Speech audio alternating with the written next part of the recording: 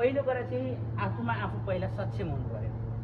पहिलो कुरा जब आफूमा आफू सक्षम भइँदैन तब कुनै अधिकार मागेर चाहिँ पाइँदैन।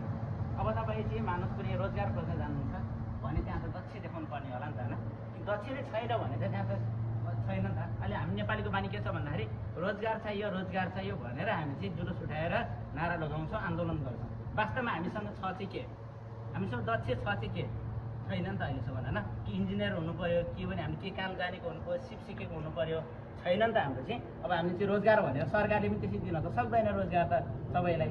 अनि त्यस कारण चाहिँ म के भन्न चाहन्छु भन्दाखेरि हामी सबै नेपालीहरू चाहिँ एक तरफ चाहिँ सबै युवाहरू, विशेष गरी युवा विद्यार्थी भाइ बहिनीहरू चाहिँ हामी चाहिँ के न के सिकाउँ भयो सिकाउँ। म चाहिँ जे मात्रामा चाइना पनि गएको थिएँ, इन्डिया गएको थिएँ, त्यहाँ भ्रमण गर्दाखेरि चाहिँ मैले एउटा अनौठो लागेको कुरा चाहिँ त्यहाँको विद्यार्थी भाइ बहिनीले चाहिँ पढेको मैले देखिनँ।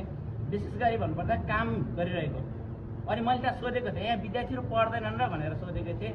अनि त्यहाँ चाहिँ भन्नुभयो यिनीहरूको पढाइ भनेको यही हो, एग्रिकल्चर पढ्ने स्टुडेन्टहरू खेतबारीमा काम गरिरहेको छ। अब तपाईँको उद्योग सम्बन्धीको विद्यार्थीहरू उद्योगतर्फ लागिरहेको छ, भेटनरीतिरको भेटनरीतर्फ लागिरहेको छ भनेको प्र्याक्टिकल रूपमा लागिरहेको छ। किनकि म के भन्न चाहन्छु भन्दाखेरि पहिला चाहिँ सैद्धान्तिक ज्ञान होइन, पहिला प्र्याक्टिकल ज्ञान नभइकन सैद्धान्तिक ज्ञान बन्दैन।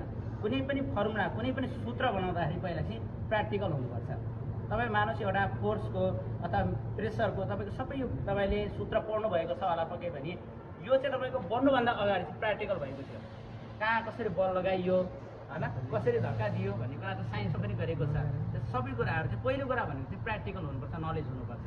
अहिले हामी चाहिँ होटल म्यानेजमेन्ट बनाउँ, स्टुडेन्टहरू सबै पढिरहेको छ, तर खाना पकाउने तरिका हामी आफै तुलना गर्न सक्छौँ उनीहरूको खाना त पकाउने तरिका होइन। त्यस कारण चाहिँ पहिलो कुरा खाना पकाउने तरिका त मान्छेले पहिला पनि सिकेको थियो नि त। इन्जिनियर त पहिला पनि मान्छेले गरेको थियो नि। नपढेको मान्छेहरूले पनि त दरबार बनाएको थियो होला नि त पहिला राजाहरूको पालामा होइन, बाटो बनाएको सबै कुरा गरेको थियो नि त। नगरेको भने त्यो त धराएर बनाएको थियो, नपढेको युवाहरूले गरेको हो नि त।